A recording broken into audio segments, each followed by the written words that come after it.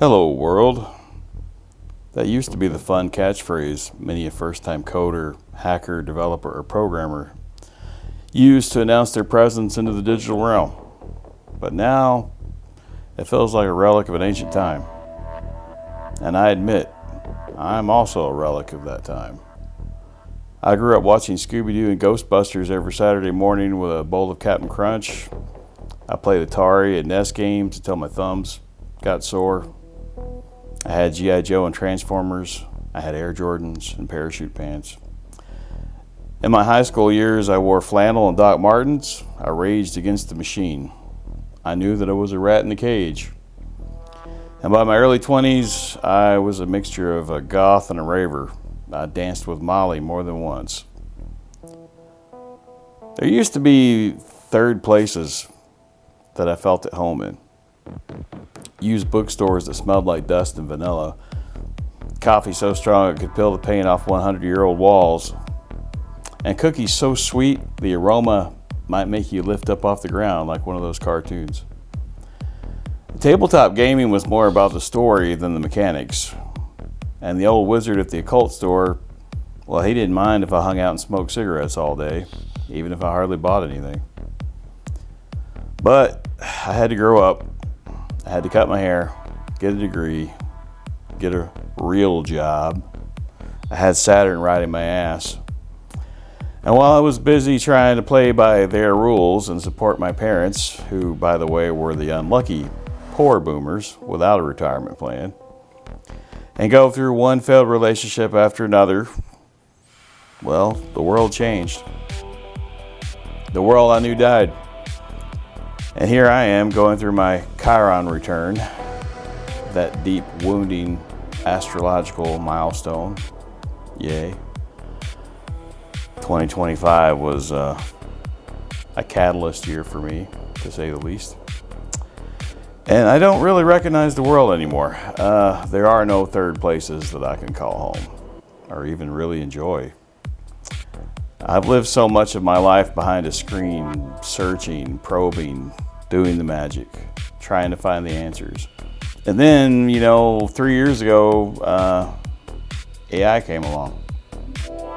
And for the last 3 years, I've used it extensively to learn, research,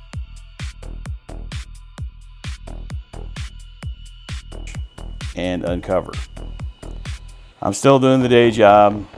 I'm earning my second master's degree online while I do so. I'm still paying my bills. But I'm one of those people that have more ideas than time. And AI has helped me, in part, to bring some of those ideas to life. Now, I want to say, I don't think we should trust AI.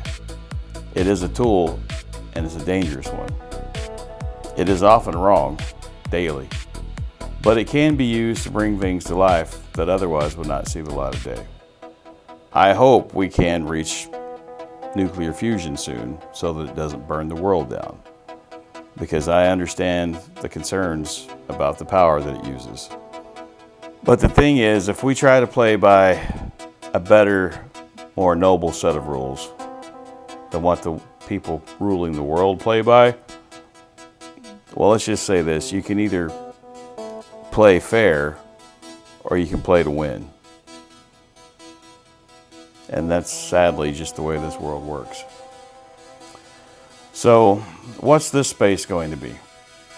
Well, it's going to be a culmination of my life's knowledge thus far. I'm just a middle-aged 50-year-old guy, but I know a few things because I've seen a few things. And I promise not to create anything or share anything with you here that I have not personally experienced, practiced, or vetted as the human in the loop. But full disclosure, I will use AI to help me create. I'm going to use it for music, for artwork, and perfecting my craft. I'm even working on a few technomancy tools. We'll see how that goes. I will not publish anything that does not have a piece of my soul in it, though.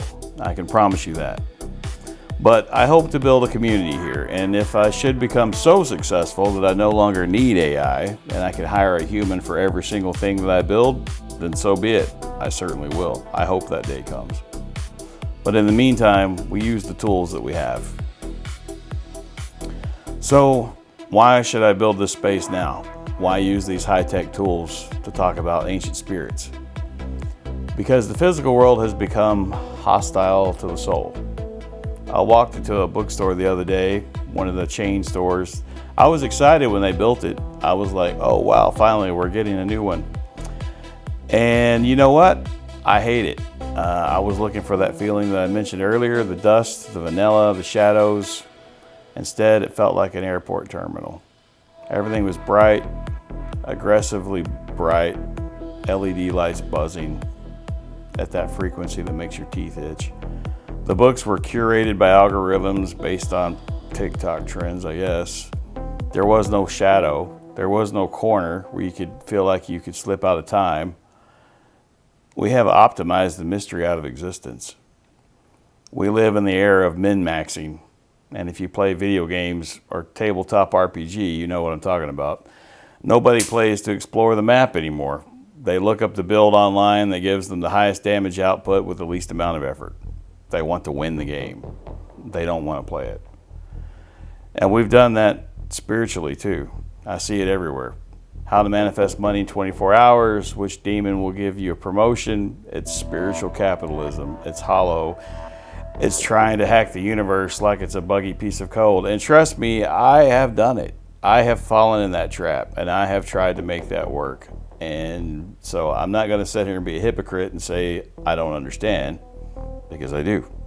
However, what I'm here to say is that's not the path. Because magic, real magic, the kind that keeps you warm at night, it's not about efficiency. It's about texture. It's about color. It's about smell. It's about taste. It's about friction. We're starving for a vibe. That doesn't exist in the modern city anymore, or really anywhere in this country. I think it probably does still exist in some parts of the world. But unfortunately, for the most part, and I'm not saying it's this way everywhere, but for the most part, in the United States, we've lost our vibe. It's been prepackaged and sold out from under us. The goth clubs are mostly gone. The occult shops often sell plastic crystals. So if the world won't give us a sanctuary, what do? Do we just complain? Do we sit around and talk about how much better 1996 was? No, that's a trap. Nostalgia is a warm bath, but you can't live in it. The water gets cold. If the world is burning down, or rather, if the world is freezing over in a sterile fluorescent hellscape, then we have to build an ark. And that is what occultism is to me in 2025 and moving into 2026. It is the act of curating your own reality. It's an act of rebellion. When society demands that you live under a 5,000 lumen office light, you go home and light a candle. When the algorithm tries to feed you the same 3 songs to keep you docile, you put on dark wave, let the bass rattle your chest. When the world tells you that only what can be measured matters, you summon a spirit. We have to be the architects of our own third place. Yes, we're moving to the age of Aquarius, but it's not going to be given to us on a silver platter. If you're like me and you incarnated into this realm at this time and you know these things and you're interested in the occult, if tarot calls you, astrology calls you, planetary magic calls you, the Shemhamphorash, angels, the Goetia, Enochian, all these things. There's other paths of magic that I don't know that much about and I highly respect. For instance, I don't know that much about hoodoo and voodoo. I'm not a root wizard. I don't understand all of that. But I highly respect it. I know it's powerful, and I will pay people that do know how to do that for me. I often do. But I'm not here to teach the things that I don't know. I'm here to teach you what I have learned so far and share with you what I have been inspired by Spirit to pull into this world. And I hope it inspires you along the way. So on this channel, this project is my attempt to build that ark. I want to talk about the structure of the universe, the Kabbalah, the Tree of Life, not as dusty academic subjects, but as a map for navigating the chaos. I want to talk about the 72 angels, the spirits of the Goetia, not because it's edgy, but because these entities represent the parts of the human psyche, especially the ones that the modern world's tried to medicate or suppress. I'm hoping to do the great work with you. And trust me, the great work is work. It requires discipline. It requires facing the dweller on the threshold. It requires looking at your own shit. Looking at yourself in a mirror. Seeing that hard square from Mars or that heavy Pluto transit. And realizing I'm not a victim of this energy. I chose to be here. I'm the alchemist who transmutes it. It's not your fault, the trauma that has happened to you, but it is your responsibility to get up and fix it because no one else can.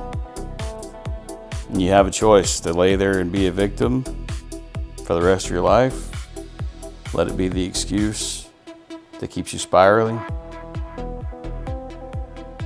Or you grab a hold of that 8th house energy and you say, fuck this shit.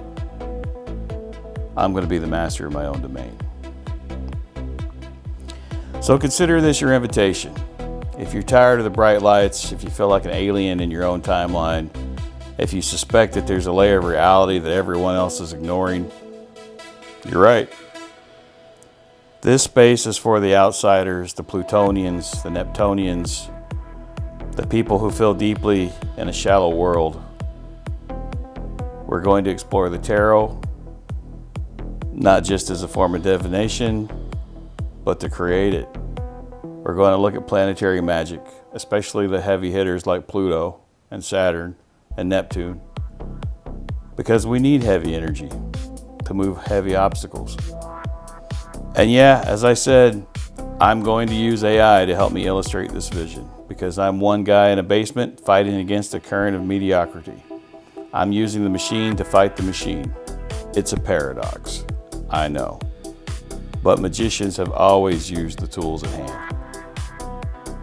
I'm building a world here, a story, a curriculum, hopefully a vibe.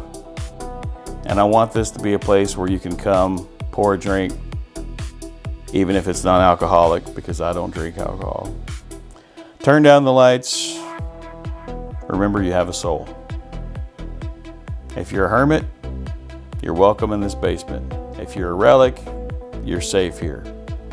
Let's stop trying to min-max our spirituality. Let's stop trying to be efficient. And let's start being real. In this space, you can call me Draxon. I know it's not my real name, but that's the name I'm going to go with for now. And you, my friend, are welcome to the work.